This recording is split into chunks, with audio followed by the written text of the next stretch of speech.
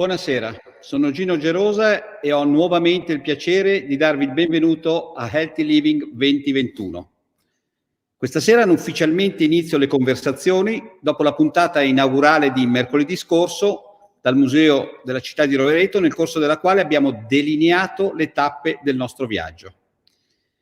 Il tema di questa sera, di questa conversazione, sarà informare per cambiare. Ma perché cambiare? Per tornare all'etimologia del termine dieta, dal greco diaita, che significa stile di vita, o per dirla alla latina modus vivendi, inteso dunque come insieme delle attività quotidiane che sinergicamente e correttamente portano al benessere psicofisico. Dunque vogliamo creare consapevolezza con la corretta informazione ed educazione. Chi ci accompagnerà in questa conversazione? Ci accompagnano uno chef, Alfio Ghezzi, e Stefano Marzatro. Dove ci troviamo? Ci troviamo nel Bistrò del Marte. Il Marte è il Museo d'Arte Moderna della città di Rovereto, un'eccellenza espositiva e culturale che vi invito a venire a visitare, anche per poi sedervi al tavolo del Bistrò e del Senso, che siedono proprio all'interno del Marte. Chi è Alfio Ghezzi? Alfio Ghezzi nasce a Breguzzo, nella valle che sale verso Madonna di Campiglio, e cresce con la nonna, che fin da piccolo lo avvicina ad una cucina autentica, una cucina che trascura l'apparenza fine a se stessa per concentrarci invece su gusto e verità. Si iscrive poi alla facoltà di lettere e filosofia, ma per nostra fortuna guadagniamo un grande chef perché decide di dedicarsi alla cucina. Gli chef sono dei globetrotters nella loro formazione e Alfio Ghezzi naturalmente non è un'eccezione alla regola, quindi comincia il suo percorso di formazione passando dal Miramonti di Cortina al Sant'Ubertus di Madonna di Campiglio, dal Villa d'Este di Cernobbio al Due Torri di Verona, dove incontra poi tutta una serie di chef che sono fondamentali nella sua formazione. Pensiamo a Ettore Bocchia del Grand Hotel Villa Serbelloni, pensiamo ad Andrea Berton del Trussardi alla Scala, ma soprattutto al maestro Gualtiero Marchesi, con cui lavora per 3 anni. Dopodiché nel 2010 c'è un ritorno a casa perché la famiglia Lunelli delle Cantine Ferrari lo chiama per dare un nuovo assetto alla locanda Margon e già dopo un anno riesce a dare un tale assetto per cui gli viene assegnata la prima stella Michelin. 7 anni dopo ottiene anche la seconda stella Michelin, ma a quel punto, complice anche un'esperienza in Danimarca, decide che vuole aprire un ristorante tutto suo e identifica quindi nel Mart, quello che può essere la sede del suo ristorante, ed ecco che apre il Bistrò Mart e il Senso, dove nuovamente in un solo anno riesce ad ottenere la stella Michelin. Direi uno chef di assoluto valore e assoluto rispetto. Come di assoluto valore e di assoluto rispetto è Stefano Marzatro, che nasce a Brancolino nel 1955 e inizia giovanissimo a lavorare nella distilleria di famiglia, distilleria fondata dalla zia, una donna, e le donne vedremo che nelle nostre conversazioni ritorneranno nuovamente, sia come medici che come chef che come vignaiuole. Bene, serve poi l'Istituto Tutela Grappa del Trentino, essendo un distillatore per quasi 10 anni, e da 3 anni è presidente della Casa del Vino, la Casa del Vino che raccoglie, ma poi Stefano Marzatro ce ne parlerà, raccoglie i viticoltori della Vallagarina. Bene, terminati i preamboli, i saluti e le introduzioni, cominciamo con le nostre conversazioni. E la prima domanda, naturalmente, è una domanda per Alfio Ghezzi. Allora, abbiamo detto che informare per cambiare il concetto di dieta, tornando alla sua etimologia originale, quindi dieta intesa come stile di vita. Alla luce di questa premessa, Alfio, senti di incidere quindi sulla stile di vita e sulle persone?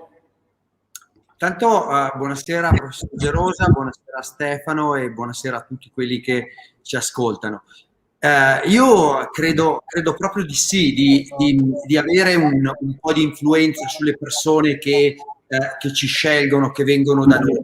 Hai ricordato bene tu che pochi anni fa, nel 2019, ho fatto una scelta precisa. Ho deciso di aprire il mio ristorante ed insieme al mio ristorante ho deciso di iniziare un percorso che fosse marcato fortemente dalla nostra idea, dalla nostra nuova idea di cucina, ma anche di accoglienza, che si inserisce perfettamente in questo contesto. Cosa significa? Come cuoco, la prima cosa che ho fatto è stato pensare ad una carta dei valori, ho pensato che l'italianità fosse, come dire, il termine di riferimento, quindi utilizzare solo prodotti italiani, far viaggiare il meno possibile i prodotti, ove possibile la prossimità, quindi anche la possibilità, utilizzando i prodotti vicino a noi, di realizzare una ricaduta sociale sui produttori, sulle aziende che ci stanno vicino, collaborando con le cooperative sociali. Abbiamo quindi favorito l'inserimento nei nostri menù di prodotti che ci stanno vicino. Siamo stati molto rigorosi nell'osservanza della stagionalità, e questo in modo non solo in cucina ma anche nella scelta delle bibite. Quindi per le bibite abbiamo utilizzato dei ragazzi qui di Rovereto che hanno fondato la compagnia Frizzante, quindi bibite gasate, succhi un altro artigiano. Per i vini cerchiamo di prediligere la Vallagarina, il Trentino e tutto l'arco alpino. Insomma, tutto questo corrisponde a un'idea di cucina precisa che si basa anche sul buon senso, sulla consapevolezza che la cucina buona è una cucina che si relaziona con il territorio e con le persone che lavorano sul territorio. Facendo questo credo che senza volerlo anche educhiamo un po' le persone, considerando anche il fatto che i nostri clienti sono delle persone anche che ci assomigliano un po', che la pensano un po' come noi, quindi quelli che vengono apprezzano quello che facciamo. Bene, Alfio, mi sembra che hai una visione ben precisa sul tipo di cucina che vuoi fare e su cosa vuoi fornire ai tuoi clienti consumatori. Allora, Stefano, il vino, esattamente come la cucina, può essere inteso come un blend di cultura e comunicazione. Concordi con questa definizione o ti allontani da ciò? È un po' riduttivo, no? Dire un blend fra territorio, fra cultura e comunicazione. Diciamo che il vino nasce e ha una storia millenaria da noi. Tutti hanno fatto il vino, abbiamo dei prodotti bellissimi. Certo che c'è un collegamento incredibile tra territorio e uomo. Questa è la grande differenza che io credo abbiamo nei nostri vini italiani, dove dal Brennero alla Sicilia troviamo tantissimi prodotti diversi, grazie a territori diversi e grazie a persone diverse, perché bene o male partiamo da materie prime quasi simili, no? Ma è proprio il nostro territorio e il fare delle nostre persone che cambia, che fa cambiare questi prodotti. E oggi sta diventando veramente molto interessante, intrigante, crea interesse da parte del consumatore, diventa un percorso turistico quello di andare ad assaggiare vini, e questo è quello che sta succedendo anche qua nella nostra Vallagarina, che siamo la valle lungo l'Adige, a nord di noi si chiama Val d'Adige, qua si chiama Vallagarina, e che poi arriviamo giù sui confini di Verona. Grazie Stefano, tornerò dopo su questo concetto del territorio. Alfio, riprendo una definizione di chef, la definizione di chef di Gualtiero Marchesi. Te la leggo pari pari come lui l'ha scritta. Lo chef, uno dei compiti che fa onore al buon cuoco, è quello di incrementare la cultura gastronomica, per un verso insegnando a mangiare bene e correttamente attraverso il cibo messo in tavola, per l'altro istruendo i giovani, passando il testimone a chi lo merita. Ho detto prima che Gualtiero Marchesi è stato uno dei tuoi maestri. Allora, ti riconosci in questa definizione o nel tuo sviluppo professionale hai sviluppato un'altra idea? No, mi riconosco pienamente. C'è da dire che il signor Marchesi è stato veramente il maestro della cucina italiana e tutti tutti i cuochi moderni sono un po' figli del signor Marchesi, o direttamente o indirettamente. Concordo perfettamente che il ruolo del cuoco, di un cuoco che vuole essere ricordato nel tempo, sia proprio questo, quello di formare e di educare al cibo. Mi piace ricordare che una frase dello scrittore siciliano Camilleri, che ho sentito pochi giorni fa in radio.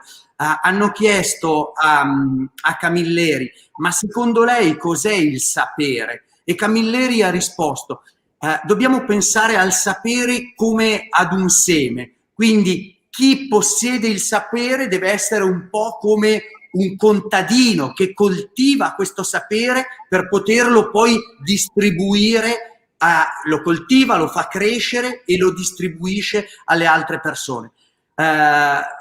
Io, essendo cresciuto col signor Marchesi, la penso in questo modo, dedico sempre molto tempo alla formazione, sono stato docente, lo sono tuttora, tutti i lunedì e martedì in questo periodo insegno all'alta formazione di Tione, e nel ristorante cerchiamo di applicare un tipo di cucina, come abbiamo detto prima, con un'identità e una logica ben precisa, e anche questo corrisponde a educare. Vi faccio un esempio: pochi mesi fa sono entrati nel nostro ristorante una coppia per utilizzare il bar e ci hanno chiesto un crodino e una Coca-Cola, e noi non avevamo né uno e né l'altro, però avevamo delle alternative che erano radicate sul territorio. Abbiamo perso un po' di tempo, abbiamo cercato, loro subito hanno detto: ma andiamo a cercare un bar più convenzionale.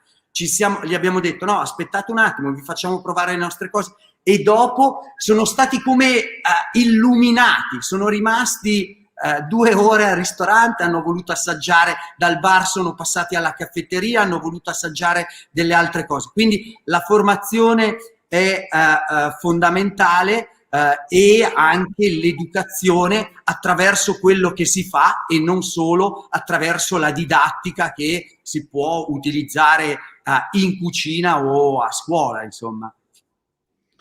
Grazie Alfio, restiamo su questa filosofia che predilige il territorio, no? Stefano, tu rappresenti la Casa del Vino, come abbiamo già detto prima, la cui filosofia va nella direzione di rappresentare un territorio. Bene, come potrà evolversi nel futuro questo storytelling, nella volontà di rappresentare il territorio? Questa è stata la Casa del Vino, festeggia quest'anno i 25 anni, da quando è nata l'idea forse è nata 30 anni fa, grazie a alcuni vignaioli della valle, grazie sicuramente alla lungimiranza del comune di Isera, alla nostra PT di Rovereto. Tutti insieme hanno iniziato con questa idea che sembrava impossibile da portare a termine, visto che tutto quello che era la promozione del vino trentino era a Trento, quindi qua è partita un po' in sordina.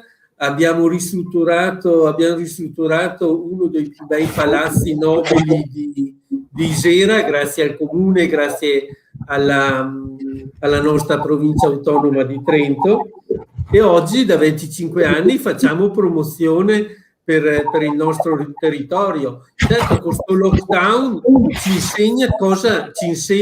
dice che dovremo lavorare molto in modo anche diverso per far conoscere e per promuovere i nostri prodotti. Tutta la tecnologia che oggi, come stiamo usando questa sera, dovrà essere usata per poter parlare con consumatori un po' di tutto il mondo, perché i nostri vini trentini e italiani in genere sono guardati un po' da tutto il mondo, e c'è la possibilità veramente di farli conoscere tramite la tecnologia. E se poi abbiamo la fortuna di ritornare col turismo, visto che siamo una terra prettamente turistica, viviamo, la nostra economia è basata sul turismo, ci sarà sicuramente una grande evoluzione nella ricerca di prodotti nuovi, di prodotti diversi, e qui cucina, vino e territorio devono andare a pari passo, devono andare a braccetto, dobbiamo tutti ragionare allo stesso modo perché vendiamo lo stesso prodotto. Il territorio è la cosa più importante che abbiamo. Sentivo parlare anche stamattina Draghi nel suo discorso alle Camere, dove parlava di territorio, di mantenere il territorio, noi l'abbiamo trovato e dobbiamo lasciarlo meglio di quello che abbiamo trovato, e questa è la grande sfida che avremo da qua in futuro. E se noi teniamo bene questo, saremo sicuri che avremo sempre tantissimi ospiti che vengono a trovarci per tanti motivi, non solo per il vino, ma per tanti motivi, uno dei quali anche il vino. Bene, Alfio Ghezzi e Stefano Marzaro ci hanno convinti che per mantenere le radici resta essenziale, visto che il consumatore sembra essere più attirato dalla cultura, sempre più attirato dalla cultura del terroir, e nel caso del vino dalle cantine piccole legate a produzioni di nicchia. Allora ti domando, Stefano, come riuscire a coniugare questa esigenza, ma con la necessità poi di essere globali e sopravvivere finanziariamente, perché sopravvivere finanziariamente diventa un must a questo punto. È un'opportunità grandissima che ci sia l'azienda piccola e l'azienda grande, è un'opportunità grandissima. L'azienda grande ci porta il prodotto in tutto il mondo, noi invece lo teniamo qua sui nostri territori, lo consumiamo qua sui nostri territori, però lo facciamo vedere a tutti questi ospiti che passano nei nostri posti. Quando tornano a casa potranno trovare le grandi aziende dentro le enoteche, e le piccole le troveranno sempre qua e troveranno delle nicchie belle, interessanti da venire a visitare. Oggi penso che sia un'opportunità grande e piccolo messo insieme, però dobbiamo dialogare insieme, ma questo si sta facendo. Noi in Trentino il 70% della nostra materia prima, della nostra uva, è in mano alle cantine sociali. Storicamente il Trentino ha delle cooperative, ma non solo nel settore vinicolo, delle cooperative molto importanti. Don Guetti mi sembra che sia stato quello che ha inventato un po' la cooperazione trentina, che dopo l'hanno anche ribaltata a livello nazionale. Qua la cooperazione sta funzionando bene, per fortuna abbiamo delle bellissime gestioni dove sembra di entrare in aziende private, e questo veramente ci riempie il cuore e ci dà la fiducia di andare avanti. Grazie. Rimane una grande opportunità, grande e piccolo, che abbiamo oggi in Trentino. Grazie Stefano. Alfio, mi sono divertito a leggere ed entrare nella tua pagina internet, e invito chi ci ascolta a entrare in quella pagina internet perché racchiude perfettamente la tua filosofia, descrive perfettamente la tua filosofia. Allora, in quella pagina internet tu definisci il benessere come il risultato della combinazione tra semplicità, bellezza e storia. Impegnativa come definizione, quindi a questo punto potremmo dire che lo chef ha un ruolo sociale. Concordi su questo? Ma io credo che la figura dello chef negli ultimi anni sia andata evolvendosi in modo molto ampio. Se solo pensiamo alla figura del cuoco 20 o 30 anni fa, lo vediamo racchiuso in cucina a spadellare, a trasformare il prodotto in un piatto. Quello che è successo negli ultimi anni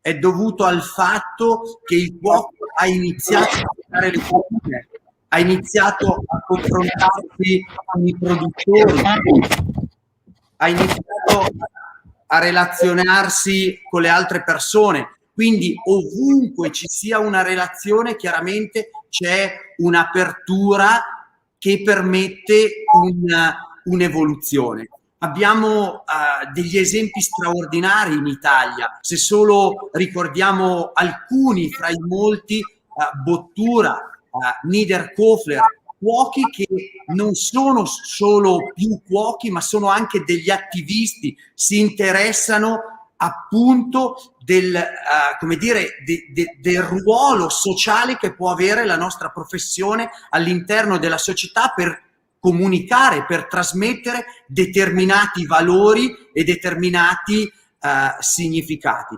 Io credo che se noi riflettiamo bene sul ruolo del cuoco, quindi ma anche sul ruolo di altri attori che ruotano intorno a questo mondo, come il contadino, possiamo capire benissimo che possono avere un ruolo importante nella soluzione di molti problemi, ad esempio quello ambientale, ad esempio quello dell'educazione al gusto, ad esempio quello della memoria storica del gusto.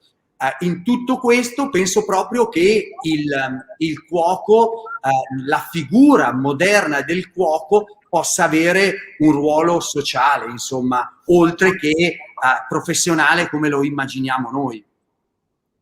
Bene, Alfio, mi piace che hai citato Niederkofler, perché saranno dei protagonisti di una delle prossime conversazioni insieme al cardiologo Roberto Bonmassari e alla cantina di Terlano, e ci accompagneranno nella prevenzione delle malattie cardiovascolari, come cibo e vino possono esserci utili nel prevenire le malattie cardiovascolari.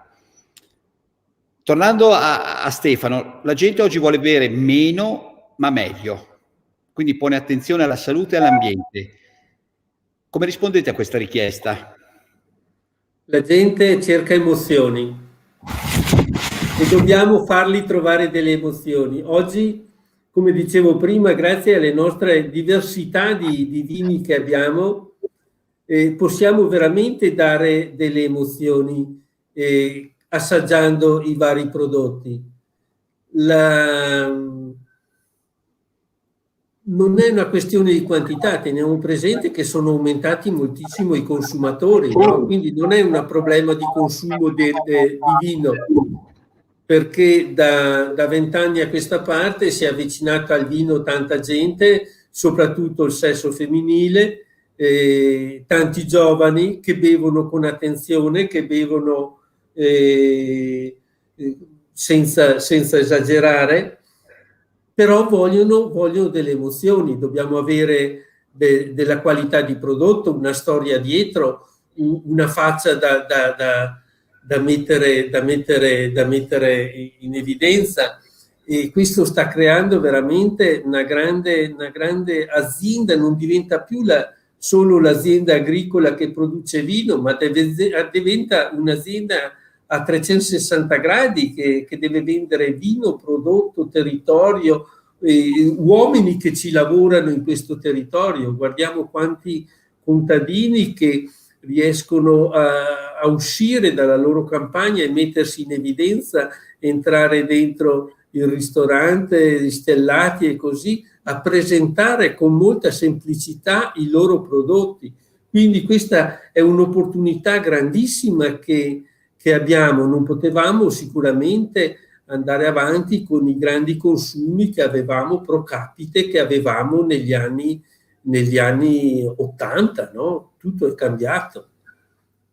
In Trentino passiamo da tutti i nostri prodotti, in particolare partiamo dai primi, che sono i nostri Trento Doc, tutti questi spumanti, metodo Saint-Pénois, con 24, 36, anche più mesi di affinamento in bottiglia, provenienti dal Chardonnay, che è un'uva bellissima, sono dei grappoli meravigliosi, color oro, che qua vengono coltivati dai 300 ai 600 metri di altezza e che danno un prodotto meraviglioso, oltre a tutti gli altri nostri vini tradizionali. Con un Chardonnay puoi fare la base spumante, ma puoi fare anche un ottimo vino fermo, vino Chardonnay. Alfio, confrontiamoci un attimo con il mondo globale. Prima, quando ti ho presentato, devi essere uno chef globetrotter, perché nella tua formazione professionale hai girato il mondo. Allora, puoi dirci se hai trovato differenze negli altri paesi nell'approccio culturale alla cucina, sia da parte degli chef che da parte dei consumatori? E sì, quali differenze hai colto? Ma io non credo che ci sia una differenza nell'approccio.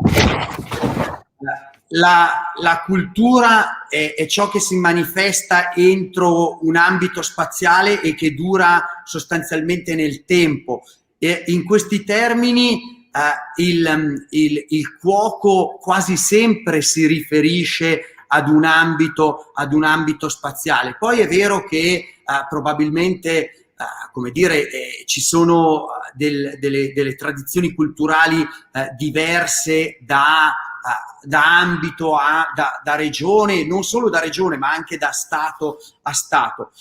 Quindi credo che non ci sia una grande differenza nel modo in cui sia il cuoco e sia l'ospite si relaziona al cibo. La grande differenza sta nelle persone che concepiscono e capiscono quello che è la buona cucina e quello che è la cattiva cucina. Questa è la grande differenza, e sia in Italia e sia nel resto del mondo per fortuna ci sono delle persone che capiscono che la buona cucina, l'alta cucina, non è una cucina esclusivamente complicata, anzi è una cucina che tende a semplificare, che tende all'essenza, che tende alla complessità piuttosto che alla complicazione, e si relaziona con i territori, con il paesaggio, con le persone, e ne diventa ambasciatore, la comunica agli altri. La cattiva cucina è una cucina che non prende in considerazione tutte queste cose, che non si preoccupa della salute dell'ospite, che non si preoccupa della sostenibilità e quindi di questa prospettiva lunga che può avere il nostro fare. Cioè il nostro fare non si manifesta esclusivamente adesso, ma può avere anche uno sviluppo temporale ampissimo. Io credo che sostanzialmente sia questa la cosa che ho notato, che in tutti grosso modo possiamo, o meglio ci relazioniamo con il cibo, con la cucina allo stesso modo, perché alla fine la cucina si esprime come una lingua, con le modalità di una lingua, attraverso dei segni, attraverso dei significati. Quello che invece vedo è che sempre di più, per fortuna, si stanno delineando questi concetti di buona cucina e cattiva cucina, e questo fa la differenza per dove vorremmo andare, insomma, nel futuro. Grazie Alfio. Stefano, con grande curiosità leggevo il risultato di un'indagine recente, molto recente, che diceva che per scegliere una birra bastano pochi secondi, per scegliere un vino almeno 3 minuti. Perché? Perché il cliente valuta la regione di provenienza, il territorio, la denominazione, il vitigno e la cantina. Mi confermi questa attenzione? Credo che sia un'indagine a livello italiano, no? Sì. Noi non abbiamo una grande storia sulla birra, dove invece ce l'abbiamo millenaria sul vino. Il vino oggi credo che sia come andare a scegliere un bel vestito. Ci vuole del tempo, bisogna guardare, bisogna provare, devo sentire che lo porto bene. Quindi il vino ha questa cosa come la moda, no? Che deve essere, devo trovare il vino che va bene per me, quindi devo assaggiarlo. E da qui nascono tutte queste visite nelle aziende, questi tour enogastronomici che oggi portano un grande valore turistico un po' in tutta Italia e anche qua da noi.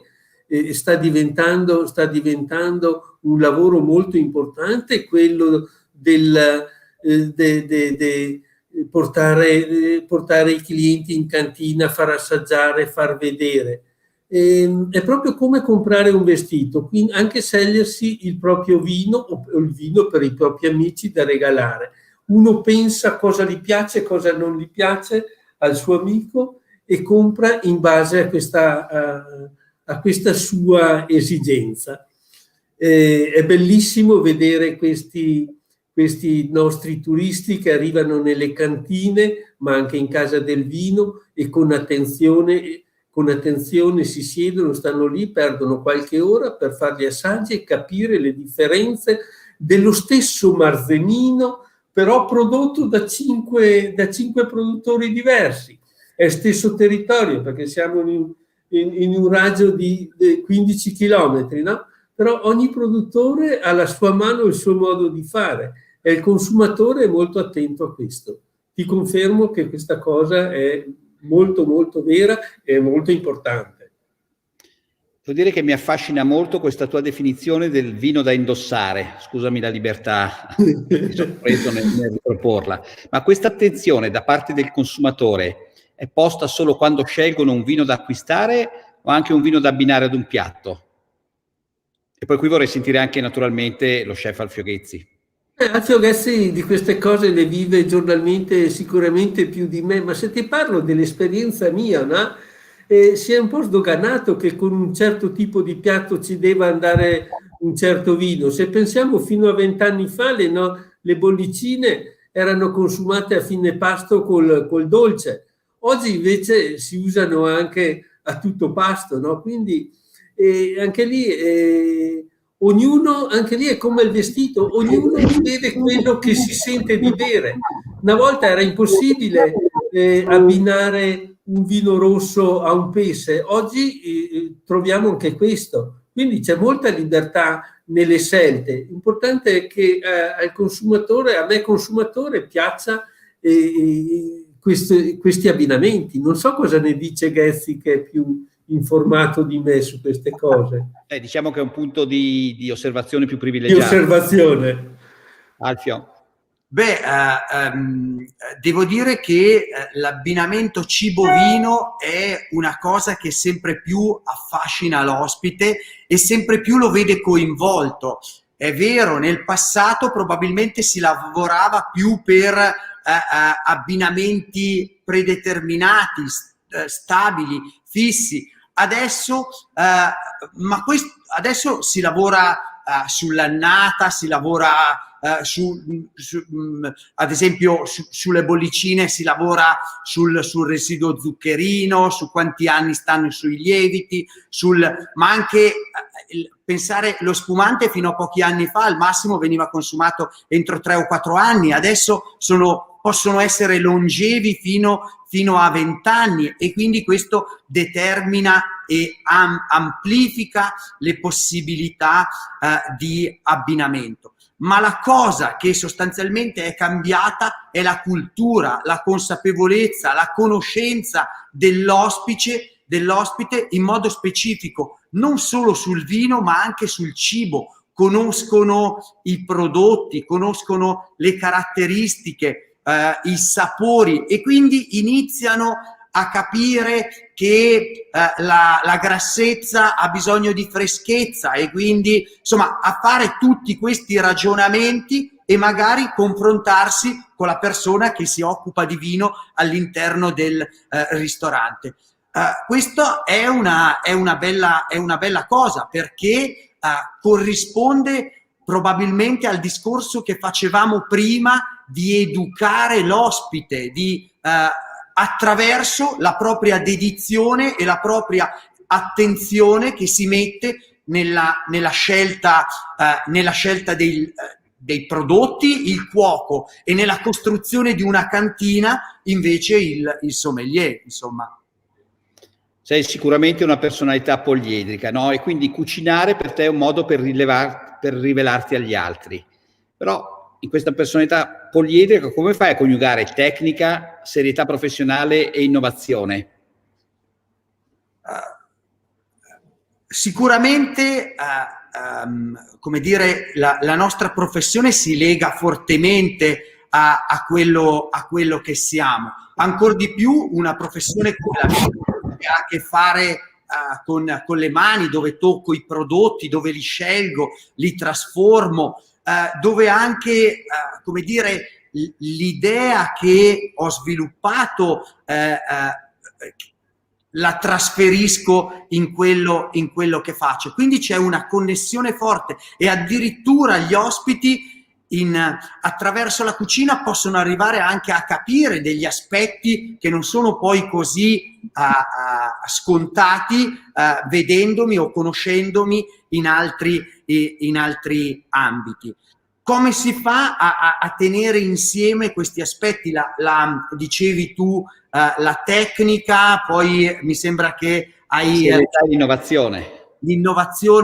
Io credo che è una domanda che mi sono posto quando ho lasciato il precedente ristorante e ho iniziato a fare questo percorso.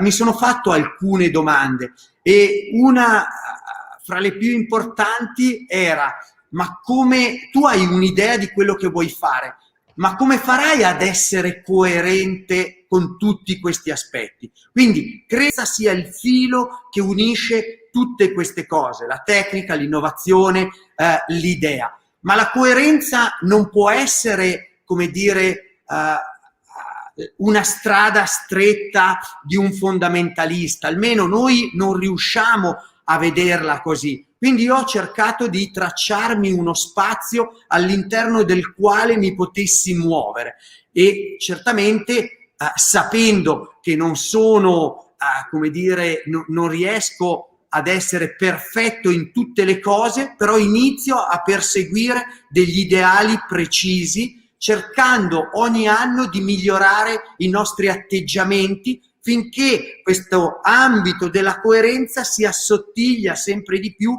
e si cerca di essere effettivamente il più vicini possibili all'idea che si ha in testa. C'è anche da dire che la tecnica per molti anni è stata una gabbia per il cuoco.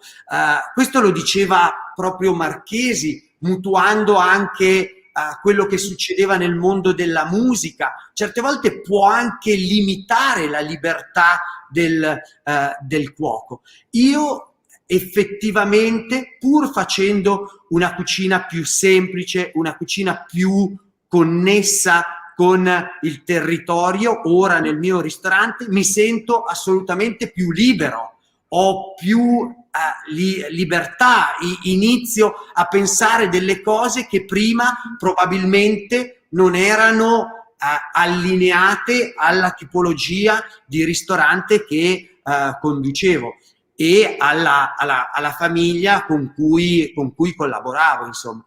Per cui è questa, credo, la modalità di tenere insieme questi tre valori: essere coerenti. Ottimo, ho ben capito, ma come riesci a conciliare tutto questo con una dieta che sia sostenibile, ovvero antispreco? Cosa significa? Significa iniziare a inserire nel menù prodotti che sono fortemente legati alla stagione e quindi iniziare a lavorare. Ad esempio adesso noi stiamo lavorando con tutte le brassicaie, quindi la verza, i cavoli, il cavolo cappuccio, e si utilizzano in diverso modo. Abbiamo iniziato a lavorare con animali interi invece di acquistare solamente i tagli anatomici, e quindi ho preso il bovino di alta montagna vicino a Canazzei da un allevatore, e utilizziamo tutti i tagli, tenendo alcuni tagli per il bistrò ed altri per il ristorante gastronomico. Quindi iniziare a relazionarsi in modo così specifico con le persone ti porta a costruire, ad avere un'ingegnerizzazione del menù che tiene presente tutti questi aspetti, e quindi sono aspetti legati alla salute, sono aspetti legati alla consapevolezza, sono aspetti legati alla riduzione degli sprechi, perché poi questo avviene in modo trasversale. Abbiamo fatto un contratto con Trentino Energia per usare solo energia sostenibile, 100%, abbiamo ingegnerizzato l'utilizzo dell'acqua e dei detersivi per non sprecarli e per non inquinare. Insomma, facciamo tutta una serie di piccole azioni che, messe insieme, danno il senso di un'azienda che ha voglia di lavorare con una logica consapevole e con la possibilità di pensare che nel futuro si possa lavorare sempre meglio. Allora, prendo spunto da The Perfect Meal, The Multisensory Science of Food and Dining, che è il libro con cui Charles Spence cerca di guidarci nel tentativo di meglio comprendere la stretta interrelazione tra cibo, vino e percezione sensoriale. Allora, Stefano, degustare un vino è un'esperienza multisensoriale, ma quanto conta il packaging della bottiglia? Il packaging è molto importante, io credo. Noi viviamo spesso e volentieri di packaging, no? Se ne fa tanto di packaging. Però credo che il packaging deve essere una cornice dove dentro c'è un prodotto. Deve essere una cornice e dentro dobbiamo dire quello che è stato fatto, come è stato fatto e chi l'ha fatto. Dobbiamo essere molto... Anche lì il packaging, come parlava prima Ghezzi in cucina, le cose cambiano. Oggi il consumatore vuole chiaro tutto quello che è il prodotto, da dove arriva, come è stato fatto, dove lo può trovare, capire prezzi chiari. E il packaging credo che sia questo. Oggi ci vuole semplicità, deve rappresentare l'azienda che lo fa, perché dopo ogni azienda ha il suo packaging e deve essere libero questa cosa, no? Però deve rappresentare chi ha fatto chi ha curato quella campagna, chi ha curato il vino in cantina, chi ha imbottigliato quel vino. Questo credo che sia il packaging, deve essere proprio una cornice dove dentro diciamo tutto quello che è stato fatto. E le cose semplici stanno diventando sempre più importanti, perché già semplice, ce lo dice, vuol dire che con poco tempo riusciamo a capire cosa abbiamo davanti e che prodotto ci sarà in quella bottiglia. Io credo che dovremmo tornare ancora più semplici di quello che siamo adesso. È più difficile essere semplici che a fare le cose molto arzigogolate, no? Quindi questa è l'opera che dovremmo fare tutti noi produttori. Parlo dei nostri produttori. Noi in Casa del Vino siamo 30 aziende che producono vino, poi abbiamo delle aziende dell'allevamento, aziende della verdura. Qui sopra la Vallagarina c'è la Valle di Ronzo, che si chiama le Valle degli Orti, dove coltivano tantissime ottime verdure che servono a tutti noi. Permettetemi di riportare la nostra conversazione all'interno del momento storico che stiamo vivendo, quindi legato alla pandemia da Covid, che ha un impatto non solamente in termini sanitari ma in termini economici drammatico, e l'enogastronomia sta pagando un tributo terribile alla pandemia da Covid. Bene, anche il nostro tavolo è un tavolo virtuale. Allora mi domando, Stefano, in un momento storico quale quello attuale, avete pensato a tecniche alternative per accompagnare il cliente a visite virtuali delle cantine? Da tanti anni, visto grazie anche alla nostra posizione qua geografica, no, dove abbiamo un flusso di tedeschi che vengono sul lago di Garda, abbiamo un flusso di tutta l'Italia che viene sulle nostre Dolomiti. Qua abbiamo sempre avuto tanto turismo e li abbiamo sempre accompagnati nelle nostre aziende. Certamente ci siamo trovati lì così senza più nessuno. Non avevamo pensato a questi mezzi multimediali per raggiungere i clienti, ma è una cosa che sicuramente ci dobbiamo pensare molto molto velocemente, perché oggi ci sono dei sistemi molto belli che sembra quasi di essere dentro in cantina e poterla far vedere e creare la curiosità perché arrivino, perché questo deve creare curiosità perché dopo questi signori possono venire, abbiano la curiosità, la voglia di venire a trovarci a casa nostra, no? E certamente è stato questa è una guerra che stiamo vivendo, Noi non l'abbiamo vissuta, ma questa è una guerra. Non abbiamo vissuto le guerre dei nostri nonni, ma la stiamo vivendo. E certo, ci ha aiutato moltissimo le vendite online. Lì è stata un'esplosione di vendite, credo per tutti noi produttori di vino è stata un grande sfogo per i nostri prodotti. Anche questo tipo di vendita online sarà una cosa che rimarrà sul mercato, quindi una grossa fetta di vendite da qui in avanti verranno fatte in questo modo. Dovremo cambiare un pochino i nostri concetti di marketing, il nostro modo di raggiungere i clienti. Pensiamo solo che anche i ristoranti adesso, tanti ristoranti iniziano a comprare i loro prodotti come comprare, invece che comprare da un rappresentante, li comprano online, stanno lì seduti tranquilli e fanno il loro ordine e li arriva a casa dopo 2 giorni. Stefano, stiamo arrivando al termine della nostra conversazione, anche perché non voglio poi togliere spazio ad Alfio Ghezzi che ci regalerà la sua ricetta consapevole. Però scusa Alfio se continuo a spoilerare il tuo sito internet, ma mi è piaciuto molto che dici che il design è parte integrante del tuo linguaggio, una tela all'insegno dell'italianità su cui presentare i tuoi piatti. Allora siamo al MART, al Museo di Arte Moderna di Rovereto. Allora Stefano, pensi che sia possibile immaginare anche per il vino un nuovo modo di rappresentarlo, diffondendo soprattutto la cultura del bere consapevole? Sì, certo. Ci siamo già.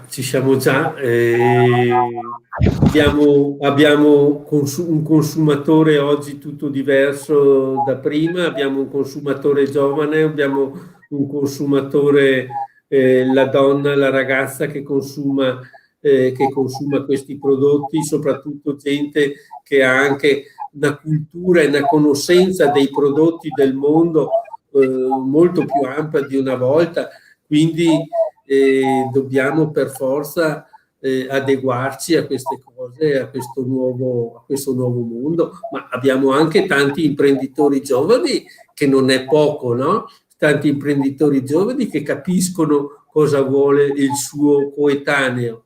E in tutte le aziende stanno entrando giovani, sia ragazzi che ragazze, con una cultura molto diversa, che girano il mondo e che presentano i prodotti. Questa è una grande fortuna, questa riscoperta della natura, della campagna, delle cose fatte bene, da capire da dove arriva un certo prodotto, perché è questo che vuol capire, sapere il nostro cliente.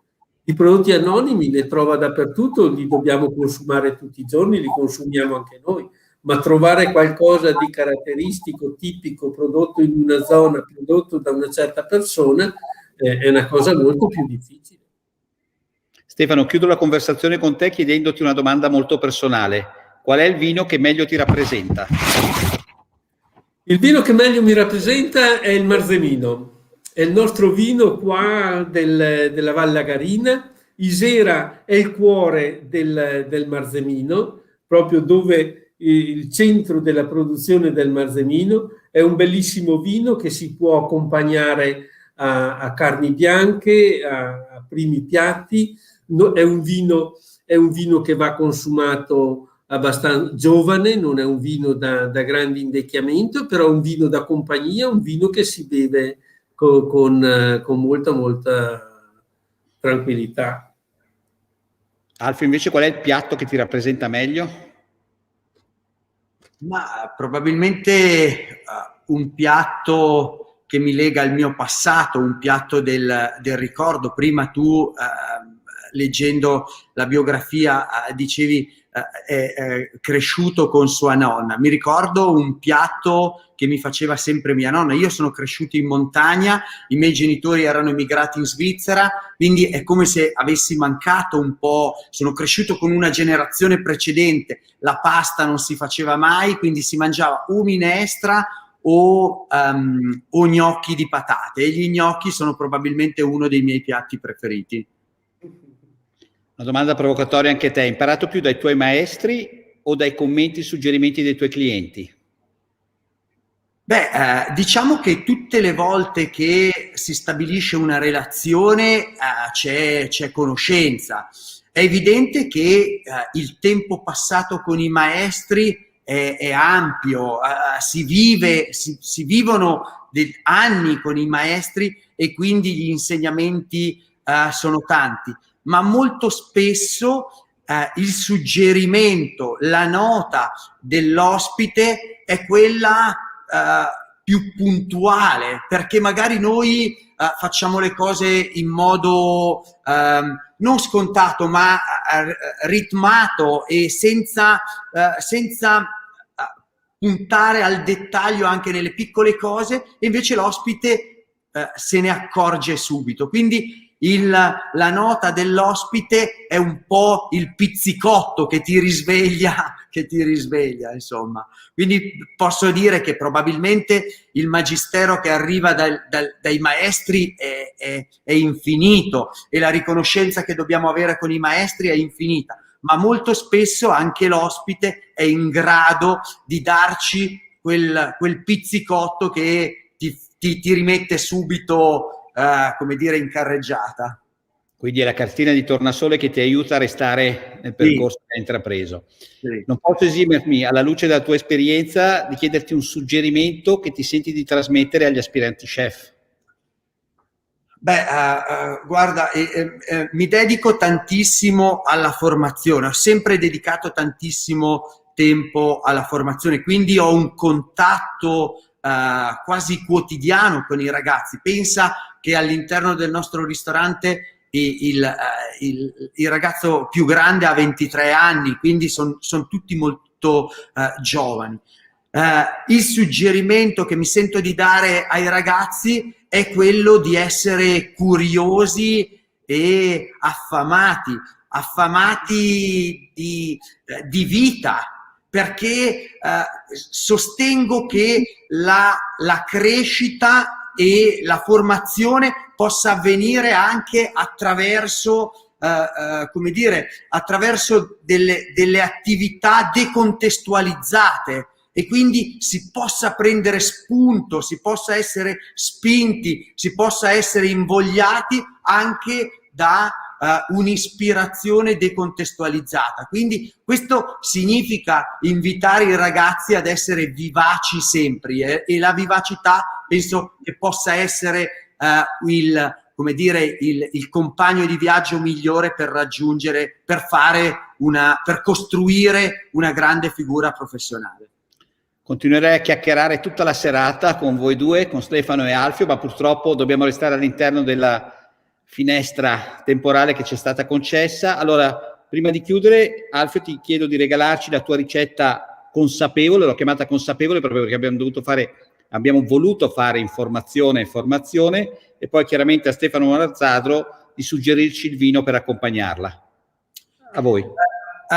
Io, come dicevo prima, sono molto legato agli gnocchi, quindi la ricetta che consiglio questa sera sono degli gnocchi che condiremo con delle olive, con un condimento di olive che ho realizzato in collaborazione con una cooperativa sociale di Riva del Garda, l'azienda agraria di Riva del Garda, e la sapidità delle uova di trota. Se vogliamo possiamo anche rilevare e dare un po' di freschezza attraverso una grattata di limone. Quindi un piatto estremamente semplice ma anche complesso, dove si trova la dolcezza degli gnocchi, la tendenza amara delle olive, la sapidità delle uova di trota e la freschezza del limone. Come procedere? Si procede con 1 chilo di patate. Le patate, adesso vi do, magari prima do la ricetta, 1 chilo di patate, noi usiamo 220 grammi di farina debole, quindi quella che comunemente si riconosce 00, 70 grammi di fecola di patate, l'amido delle patate, 2 tuorli d'uovo e 15 grammi di sale. Le patate vanno, innanzitutto bisogna scegliere le patate migliori sono patate di montagna vecchie, nel passato molto spesso si utilizzavano patate asciutte, la Kennebec, la pasta bianca era una patata, è una patata adatta, io non la preferisco, non mi piace molto perché faccio fatica a impastare bene gli gnocchi con la Kennebec che rimangono troppo bianchi, preferisco la Cicero, che è una patata che si trova qui vicino in tutte le località di montagna. La cottura è da prediligere, un tipo di cottura che asciuga la patata, quindi potrebbe essere cuocerle intere con la buccia e poi sbucciarle, potrebbe essere cuocerle sotto una coltre di sale. Quello che facciamo noi al ristorante, anche per velocizzare, le sbucciamo, le tagliamo a metà nel senso della lunghezza, le mettiamo su una griglia forata e le cuociamo in forno a vapore a 100 gradi. Poi vanno schiacciate chiaramente e lì c'è un momento particolare. Molto spesso si sente impastare le patate a caldo. Personalmente preferisco fare raffreddare un pochino le patate, poi aggiungere il sale, i 2 tuorli d'uovo, le farine, quindi farina e maizena, e impastare. Dopo averli impastati li faccio riposare 10 minuti e poi vado a forgiarli. Dopo essere forgiati si cuociono in abbondante acqua bollente salata. Sappiamo che gli gnocchi si intendono cotti quando risalgono a galla, quindi una volta risaliti a galla aspetteremo ancora qualche minuto, li peschiamo, li mettiamo in una casseruola. Qua possiamo mettere una noce di burro, un po' di acqua di cottura e creiamo una sorta di emulsione in cui ci grattiamo leggermente la scorza di un limone per dare la freschezza. Gli gnocchi così conditi vanno messi in un piatto e cosparsi con ulidea, questa polvere di olive frammentate, e delle uova di trota. Avremmo così un piatto che è espressione del nostro territorio, che lega il territorio e che fa capire anche quanto sia interessante il Trentino, perché tutti immaginiamo il Trentino come una regione esclusivamente di montagna, ma in Trentino passiamo dal Basso Garda, dove c'è un clima quasi mediterraneo, fino alle Alpi, fino alle Dolomiti di Brenta. E questa ricetta, come dire, traccia un po' questo percorso. Troviamo le olive che sono associate al Basso Sarca, le patate alla media montagna, le uova di trota che raccontano i nostri corsi d'acqua. E quindi una ricetta semplice, facilmente replicabile anche a casa, bilanciata per quanto riguarda, probabilmente bilanciata per noi si intende dal punto di vista come dire dei sapori, quindi dove i 4 sapori fondamentali sono tutti rappresentati, ed anche rispettosa del territorio, direi. Grazie Stefano. Con cosa accompagniamo questi gnocchi di patate? Allora, io lo accompagnerei con il nostro vino preferito, Seghezzi Concorda, quindi col mio vino preferito, con un buon Marzemino di Sera, qualche riserva, che è un bel vino floreale, un bel sapore di viole, leggermente amarognolo al finale, che credo che si accompagni molto bene a quel piatto di gnocchi, che è un piatto abbastanza pulito, non troppo saporito, e ci dovrebbe stare benissimo. Cosa ne dice Alfio? Io penso che la concordanza sul territorio sia sempre un buon punto di partenza, e quindi sono sicuro che l'abbinamento sarà perfetto. Certo. Poi in tutte le nostre aziende, in quasi tutte le nostre aziende della Vallagarina troviamo il Marzemino, troviamo degli ottimi prodotti E come dicevo, adesso entrando questi giovani che, come dice Ghezzi, devono avere fame, voglia e curiosità. La curiosità è indispensabile, che stanno facendo anche qua come la cucina, stanno provando prodotti nuovi, lavorazioni nuove, partendo sempre da materie prime buone, ben coltivate, con il rispetto del territorio, perché questo è indispensabile. Dobbiamo anche qua, siamo già tornati indietro di tanti anni, fitofarmaci se ne usano sempre meno, e questo è incredibilmente importante per i nostri territori e soprattutto per il futuro dei nostri figli e dei nostri nipoti. Permettetemi allora, da cardiochirurgo, di ringraziare dal profondo del mio cuore, quindi detto un cardiochirurgo capite il valore che ha, un ringraziamento mio personale, di chi ci ha ascoltato, di Venice Promex e dell'Università di Padova, a Stefano Marzadro e ad Alfio Ghezzi per l'ora che ci hanno regalato seduti attorno a questo tavolo di conversazione. Un'ora ricca della loro esperienza, ma ricca soprattutto della loro umanità. E a tutti quanti voi do appuntamento a mercoledì prossimo, quando incontreremo Massimiliano Alaimo e Roberto Anselmi per un'altra conversazione, questa volta incentrata sulla differenza di genere. Grazie a tutti e buonasera. Grazie ancora ad Alfio. Grazie dell'invito. Buonasera.